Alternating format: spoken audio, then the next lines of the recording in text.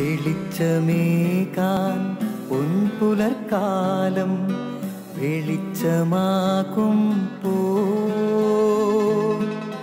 നുറുങ്ങുവെട്ടം പക്ഷിപരാഗം തെളിച്ചു കാട്ടും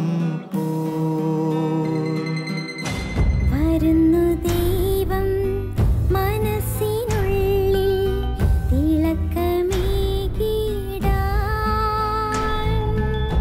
തരുന്നു ധ്യാന പ്രകാശമാർക്കും വിളക്ക് വയ്ക്കും പോൽ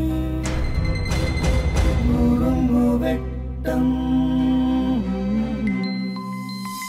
ഇറങ്ങിടട്ടെ ഹൃദന്തമെല്ലാം യുഗപ്രകാശത്താൽ മറഞ്ഞിടട്ടെ മനാന്ധകാരം യുഗപ്രസാദത്താൽ നുറുങ്ങുവെട്ടം.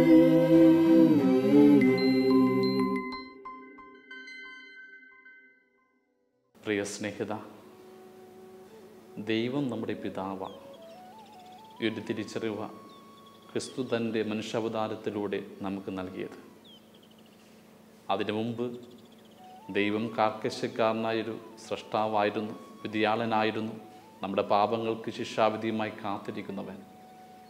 എന്നാൽ ക്രിസ്തു പറഞ്ഞു, എത്രയൊക്കെ അകന്നു പോയാലും അനുതപിച്ച് തിരിച്ചു വരുന്നവർക്ക് വേണ്ടി പ്രത്യാശയോടെ കാത്തിരിക്കുന്ന പിതാവാണ് ദൈവമെന്ന്.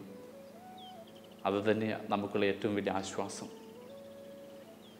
ഓർക്കുക, ഓസ്ട്രേലിയൻ ക്രിക്കറ്റ് ടീമിൻ്റെ പഴയൊരു ക്യാപ്റ്റൻ സ്റ്റീവോ,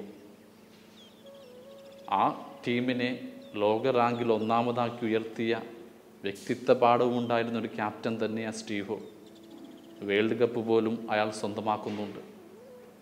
ഒരു ക്രിക്കറ്റ് കളിക്കാൻ എന്നതിനപ്പുറം നല്ലൊരു മനുഷ്യസ്നേഹി കൂടിയായിരുന്നു സ്റ്റീവോ. അതിൻ്റെ ഒരുപാട് തെളിവുകളുണ്ട്.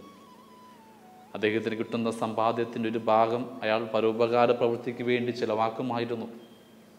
കൽക്കറ്റയിലുള്ള ഉദയ് എന്നൊരു അനാഥാലയത്തെയും അയാൾ സാമ്പത്തികമായിട്ട് സഹായിക്കുമായിരുന്നു. ഒരു ദിവസം ക്രിക്കറ്റ് കളിക്കാൻ കൽക്കറ്റയിൽ വന്നതാണ്. അവധി സമയം കിട്ടിയപ്പോൾ ഈ ഉദയ് എന്ന അനാഥാലയം സന്ദർശിക്കുവാൻ വേണ്ടി അയാൾ വരികയാണ്. ഗേറ്റ് തുറന്ന് ആ ആലയമുറ്റത്തേക്ക് കടന്നു വന്നപ്പോൾ ഒരുപാട് കുട്ടികൾ കളിച്ചുകൊണ്ടിരിക്കുക. ഒരു അന്തേവാസി കുട്ടികളോട് ചോദിച്ചു, ഈ വരുന്ന മനുഷ്യൻ ആരാണെന്ന് അറിയുമോ എന്ന്.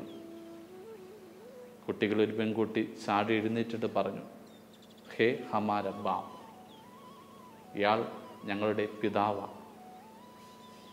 ആ പെൺകുട്ടി അങ്ങനെ പറഞ്ഞപ്പോൾ സ്റ്റീവോയുടെ കണ്ണ് നിറഞ്ഞുവെന്ന അയാൾ സ്വയം പറഞ്ഞത്.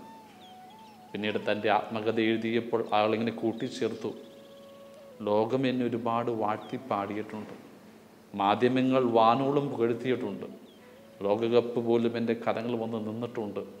എന്നാൽ അപ്പോഴൊന്നും കിട്ടാത്തൊരു സന്തോഷം എനിക്ക് തോന്നിയത് ആ പെൺകുട്ടി എന്നെ പിതാവെന്ന് വിളിച്ചപ്പോഴാണ്.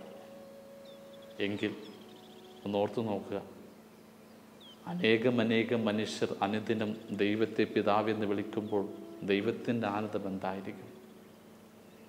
നമ്മൾ അവിടുത്തെ പിതാവെന്ന് വിളിക്കണം, നമ്മൾ അവൻ്റെ മക്കളാവുകയും വേണം.